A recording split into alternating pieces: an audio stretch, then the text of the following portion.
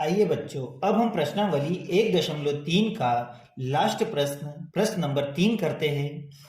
इस प्रश्न के अंतर्गत मुझे 3 प्रश्न दिए गए हैं। पहला प्रश्न इन्होंने दिया है कि सिद्ध कीजिए कि 1/√2 एक अपरिमेय संख्या है। तो मुझे सिद्ध करना है कि पहले वाले सवाल को देखें। पहले वाले सवाल को मुझे सिद्ध करना है कि 1/√2 एक अपरिमेय संख्या है। तो मैं इसका अपोजिट मान लेता हूं, विपरीत मान लेता हूं कि 1/√2 एक परिमेय संख्या है जो दिए हुए का विपरीत है।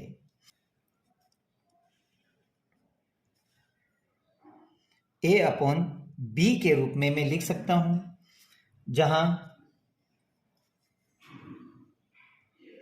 जहां a और b सह अभाज्य पूर्णांक है तथा b नॉट इक्वल है 0 के। अब मैं इन दोनों का √2 का मैं इधर क्रॉस मल्टीप्लाई कर देता हूं। b का जब मैं 1 में करता हूं तो मेरे पास बचता है b, और मैं इसका क्रॉस मल्टीप्लाई करता हूं तो मेरे पास आता है √2a। अब इन दोनों का मैं स्क्वायर कर देता हूं।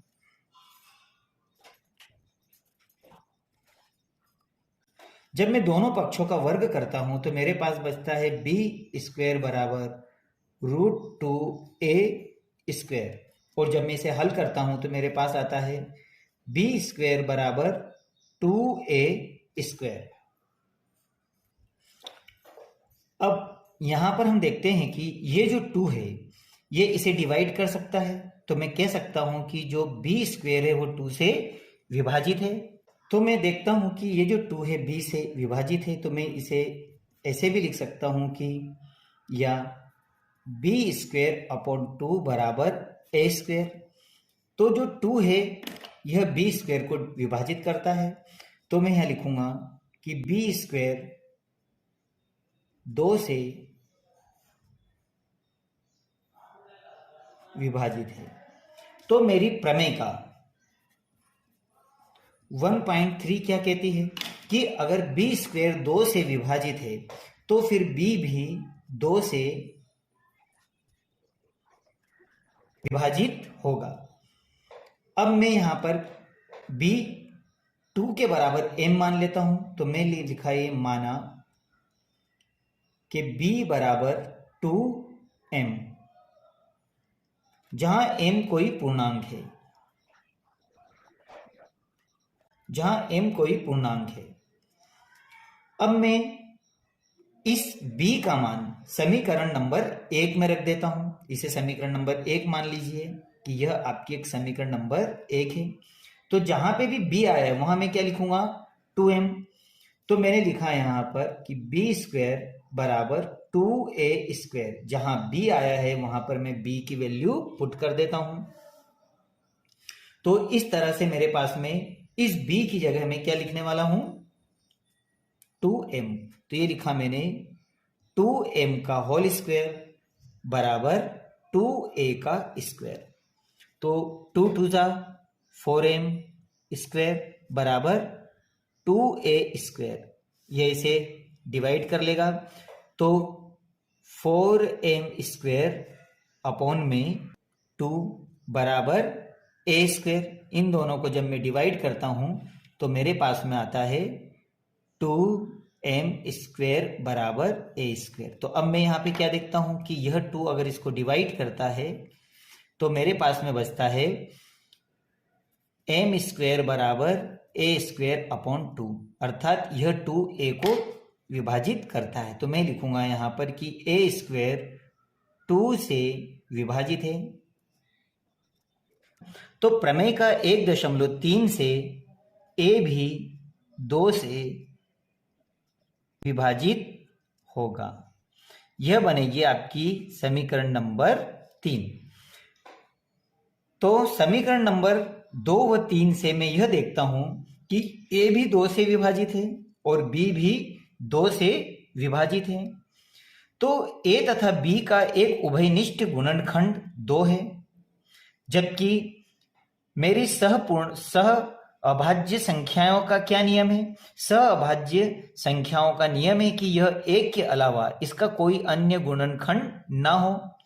अगर ए और बी दोनों ही 2 से विभाजित है तो यह सहअभाज्य पूर्णांक नहीं है, और अगर यह सहअभाज्य पूर्णांक नहीं है तो √1/2 एक परिमेय संख्या नहीं है, और अगर यह परिमेय संख्या नहीं है तो इसका मतलब है कि 1/√2 एक अपरिमेय संख्या है। तो मैं यहां लिखूंगा कथन 2 व 3 से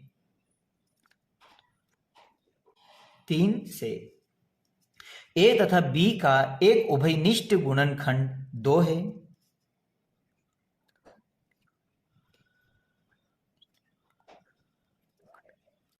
तथा इसीलिए ए और बी सहअभाज्य पूर्णांक नहीं होंगे।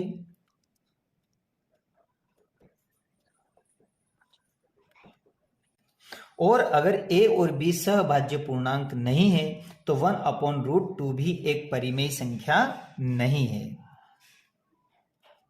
इसलिए 1/2 एक परिमेय संख्या नहीं है।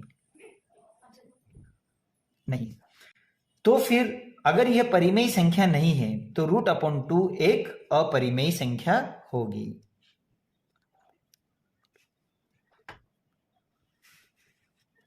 अतः 1/√2 एक परिमेय संख्या है। यही हमारा प्रमेय है और इसे हमने सिद्ध किया। आइए बच्चों, अब हम क्वेश्चन नंबर 3 का सेकंड सवाल करते हैं। तो क्वेश्चन नंबर सेकंड है मेरे पास में कि सिद्ध कीजिए कि 7√5 एक अपरिमेय संख्या है। तो इस सवाल को हल करने के लिए मैं मान लेता हूं कि 7√5 एक परिमेय संख्या है जो दिए हुए का विपरीत है। तो मैं मान लेता हूं कि माना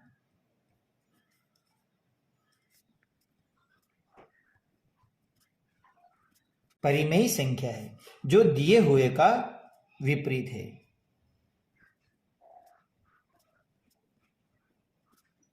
अगर 7√5 एक परिमेय संख्या है तो मैं इसे a/b के रूप में लिख सकता हूं। तो मैं यह लिखूंगा 7√5 बराबर हो गया a/b, जहां a और b एक सह अभाज्य पूर्णांक है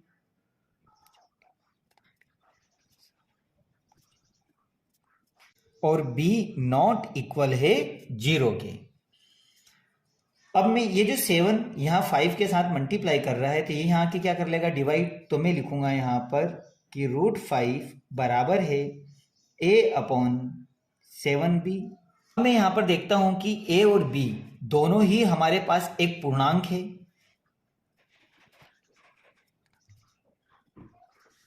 है।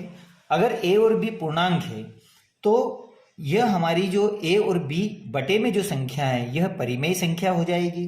तो इसलिए मैं लिख सकता हूं कि इसलिए a/7b एक परिमेय संख्या होगी। और अगर यह परिमेय संख्या है तो √5 इसके बराबर है, इसका मतलब √5 भी एक परिमेय संख्या हो जाएगी। इसलिए √5 भी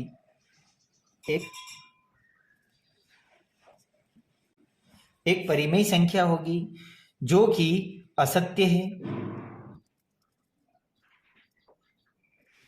और यह गलत अवधारणा हमारे लिए क्यों आ रही है? क्योंकि हमने यहाँ पर 7√5 को एक परिमेय संख्या मान लिया था, जबकि हमें पता है कि √5 एक अपरिमेय संख्या है।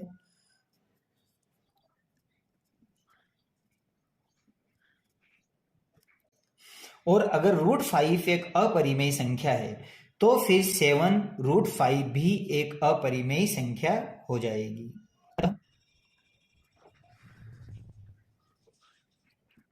अपरिमेय संख्या होगी। और इस तरह से आपका क्वेश्चन नंबर 2 पूर्ण हुआ। आइए बच्चों, अब हम देखते हैं क्वेश्चन नंबर 3। तो क्वेश्चन नंबर 3 है आपके पास में कि सिद्ध कीजिए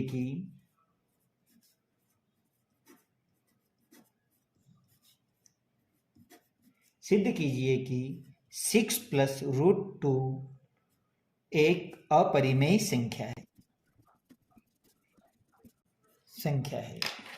तो मैं जो दिया है इसके विपरीत मान लेता हूं कि 6 प्लस रूट 2 एक परिमेय संख्या है।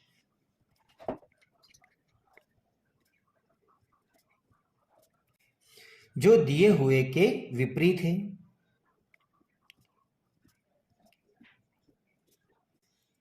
है। अगर यह 6 प्लस रूट 2 एक परिमेय संख्या है तो मैं इसे a अपॉन b के रूप में लिख सकता हूं। a अपॉन b, हाँ, a और b सह अभाज्य पूर्णांक है,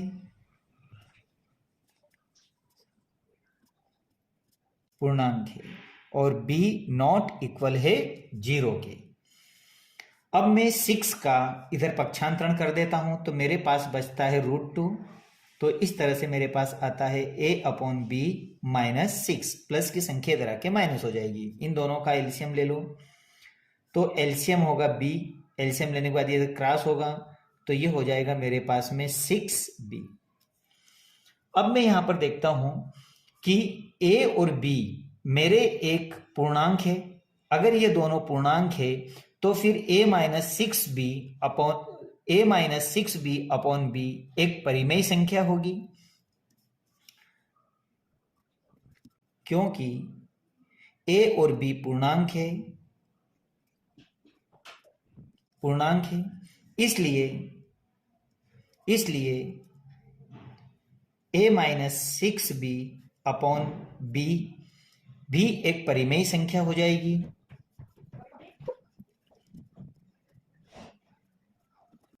और अगर a माइनस 6b एक परिमेय संख्या होगी तो यह इसके बराबर है। इसका मतलब है रूट 2 भी एक परिमेय संख्या होगी,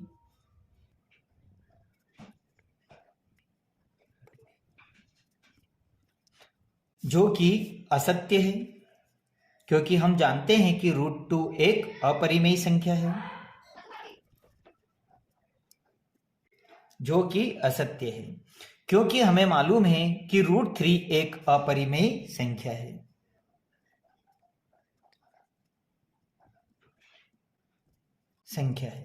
अतः हम कह सकते हैं कि 6 प्लस रूट 2 एक अपरिमेय संख्या होगी।